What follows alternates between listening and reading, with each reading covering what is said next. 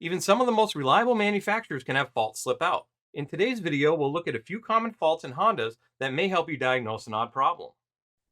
So, some common issues as we look into it. Now, I will say Honda as a brand, and I'd say comparable to Toyota, they're very, very reliable, right? Not a lot of massive breakdowns, as it were, if they are going to have any issues. Generally, what we're seeing, at least with the data coming out, is going to be valve train issues. A lot of it due to VTEC, because that's oil controlled. We got the oil control valve there pictured on the right. So a lot of the variable valve timing, variable valve lift type systems that they have in there, it's going to be valve train related, and it's not always going to be electrical necessarily. It could just be low on oil or poor maintenance. That usually comes up a lot on VVT on pretty much any brand. But as I said, fairly reliable. Catalytic converter problems, evap issues. I think that's kind of standard in the industry as well, just because of how lean we're running the cars for the cat problems and then the evap issues.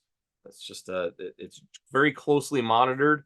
So you're going to get a lot of evap codes between leaks and electrical problems there as well. So not a lot of weird off the wall, unusual issues, I don't think, for this brand, but that is what we're going to see, especially since VTEC is kind of their thing across the board, right?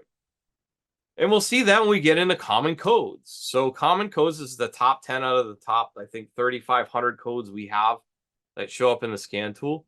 And it's VPS stuck off bank one, so that's going to be for the variable valve timing. Once again, down here, VTEC system malfunction. Cam position sensor range and performance. So that's kind of related to the valve train as well. That they're pretty sensitive with that. Cam sensor circuit intermittent, catalyst efficiency, catalyst efficiency, catalyst efficiency.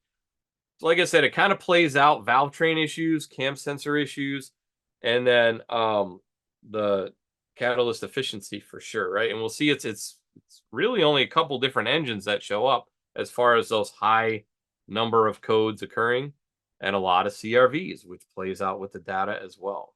Right, so it's a very popular model, and then the 2.4-liter engine is a very popular engine.